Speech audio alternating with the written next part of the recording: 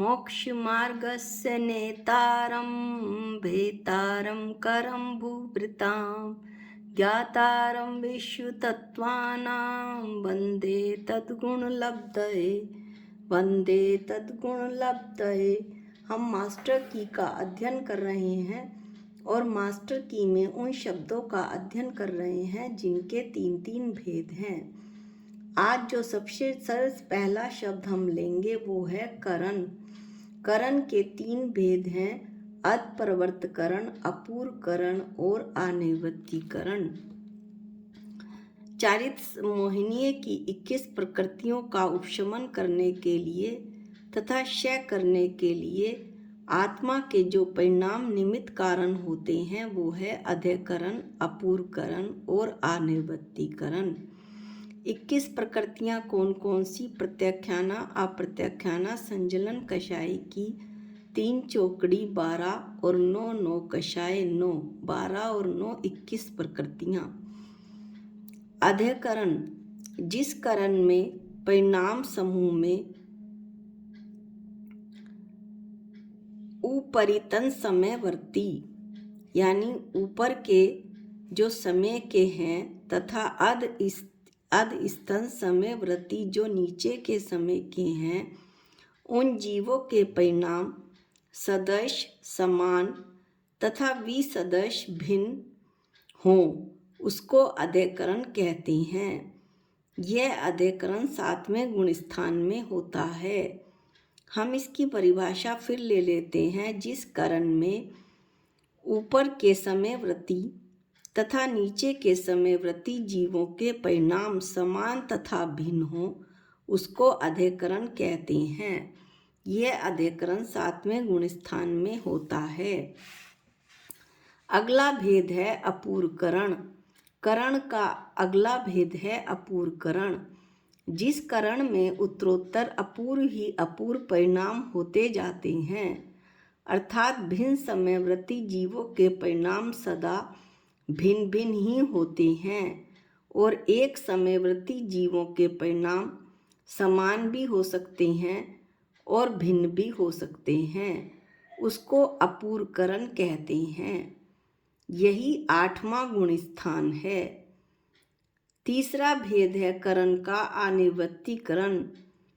जिस करण में भिन्न समयवर्ती जीवों के परिणाम भिन्न भिन्न होते हैं, अलग अलग होते हैं और एक समयवर्ती जीवों के परिणाम समान ही होते हैं, उसको आनिवृत्तिकरण कहते हैं। यह 9वां गुण स्थान है। इन तीनों ही करणों के परिणाम प्रति समय अनंत गुणी विशुद्धता लिए वे होते हैं। इस तरह हमने करण के 3 भेद पढ़े, अध्यकरण, अपूर्वकरण और आनिवृत्तिकरण।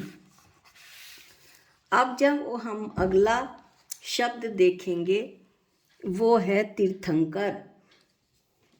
तीर्थंकर के 3 भेद हैं, 5 कल्याणक वाले, 3 कल्याणक वाले और 2 कल्याणक वाले। तीर्थंकर 3 प्रकार के हुए, 5 कल्याणक वाले, 3 कल्याणक वाले और 2 कल्याणक वाले। अब हम इनका अध्ययन करते हैं।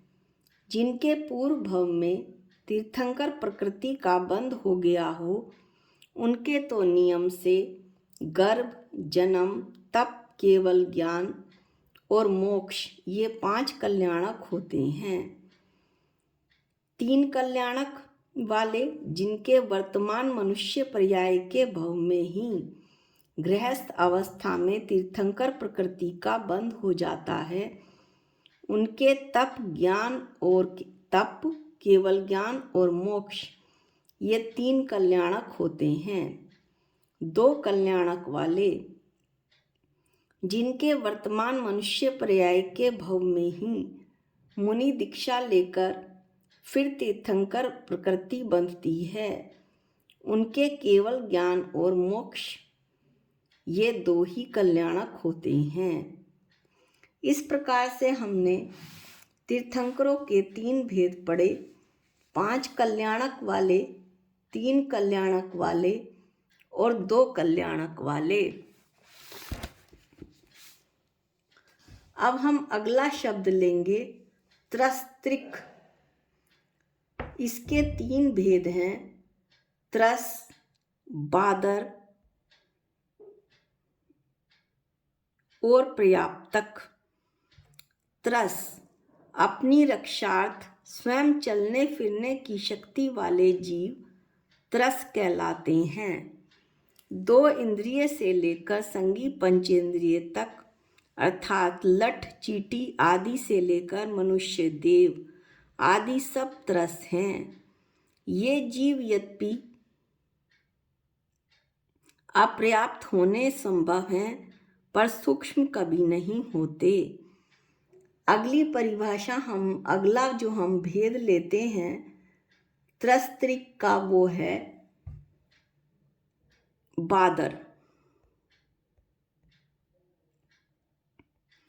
जो इंद्रियों से ग्रहण करने के योग्य होते हैं वे बादर कहलाते हैं।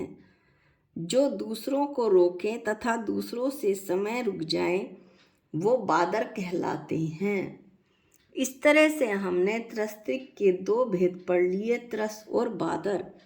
अब हम पढ़ते हैं पर्याप्तक। पर्याप्त नाम कर्म के उदय से युक्त जिन जीवों की सभी 6 पर्याप्ति पूर्ण हो जाती हैं उसे पर्याप्तक कहते हैं, पर्याप्तक जीव कहते हैं। इस तरह हमने त्रस्त्रिक के 3 भेद पढ़े, त्रस, बादर और पर्याप्तक। अब हम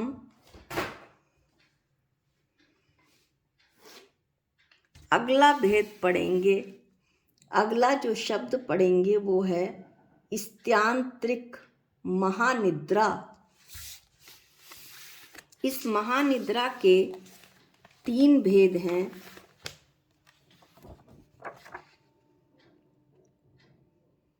स्त्यानगृद्धि, निद्रा निद्रा और प्रचला प्रचला। स्त्यानगृद्धि जिसके उदय से नींद में ही अपनी शक्ति से बाहर कोई काम कर डाले और जागने पर मनुष्य को मालूम ही ना हो कि मैंने क्या कर दिया, उसे स्त्यानगृद्धि कहते हैं। अगला भेद है निद्रा निद्रा। गहरी नींद को जिसमें जीव का आँख खोलना भी अशक्य होता है, वो आँख भी नहीं खोल पाता, उसे निद्रा निद्रा कहते हैं। तीसरा भेद है परचला परचला। जिस कर्म के उदय से सोते समय मुख से लार बहती है, कुछ अंगों पांग भी चलते हैं, सुई आदि चुभने पर कोई चेतना नहीं होती, हिलता डुलता नहीं है, उसे परचला परचला कहते हैं। इस तरह से हमने स्त्यांत्रिक के 3 भेद पढ़े, स्त्यानगृद्धि, निद्रा निद्रा, परचला परचला। अब जो हम अगला भेद पढ़ेंगे वो है आत्म प्रदेश। आत्म प्रदेश के 3 भेद हैं,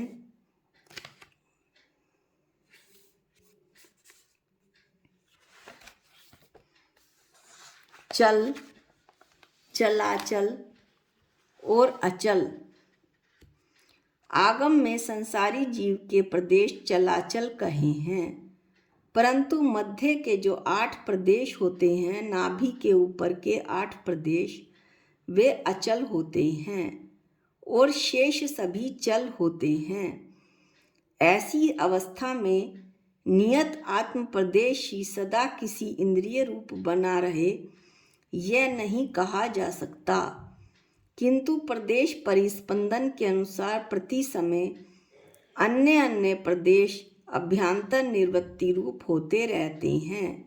आँख के प्रदेश कान के प्रदेश में और कान के प्रदेश आँख के प्रदेश में, इस तरह से होते रहते हैं।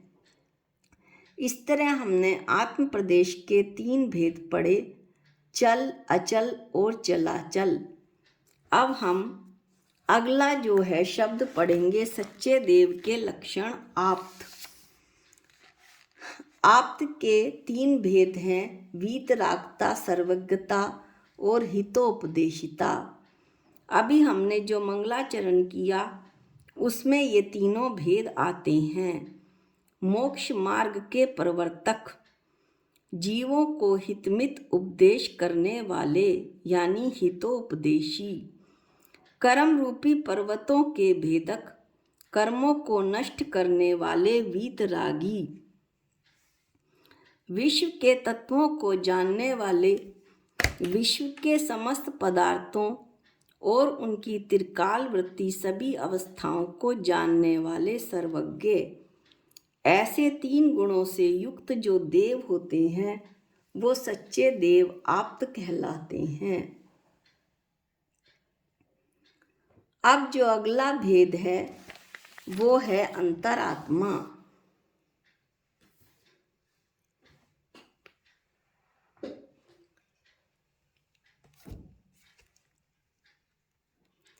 अंतरात्मा के 3 भेद हैं, उत्तम, मध्यम और जघन्य।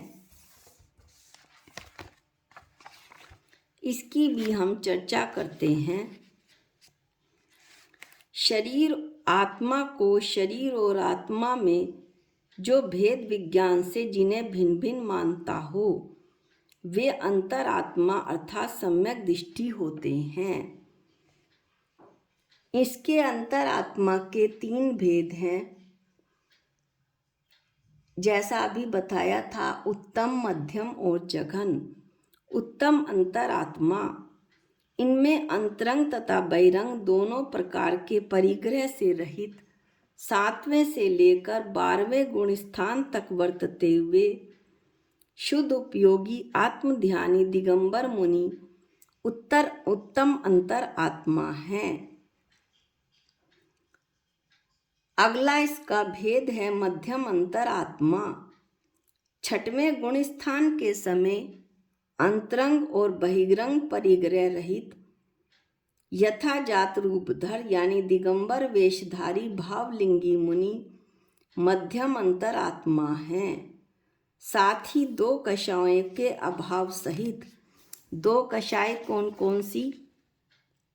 अनंतानुबंधी एवं अप्रत्याख्याना के अभाव सहित पंचम गुण स्थान वृत्ति सम्यक दृष्टि शावक मध्यम अंतरात्मा है। अब तीसरा भेद है जघन्य अंतरात्मा।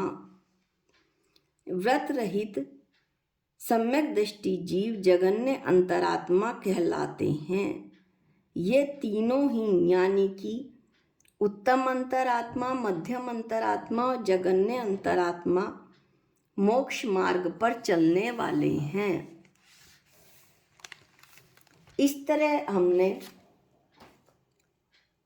अंतरात्मा के 3 भेद पढ़ लिए, उत्तम, मध्यम और जघन्य। अब जो अगला शब्द है वो है मुनिराज के उपकरण। मुनिराज के 3 उपकरण होते हैं, पीछी, कमंडलू और शास्त्र। संयम का उपकरण पीछी होता है, शुद्धि का उपकरण कमंडल होता है, ज्ञान का उपकरण शास्त्र होता है। पीछी के लिए मुनि महाराज कुछ विशेष बताते हैं। जो मोर अपने पंख स्वयं छोड़ देता है उन्हीं पंखों से पिच्छिका बनाई जाती है।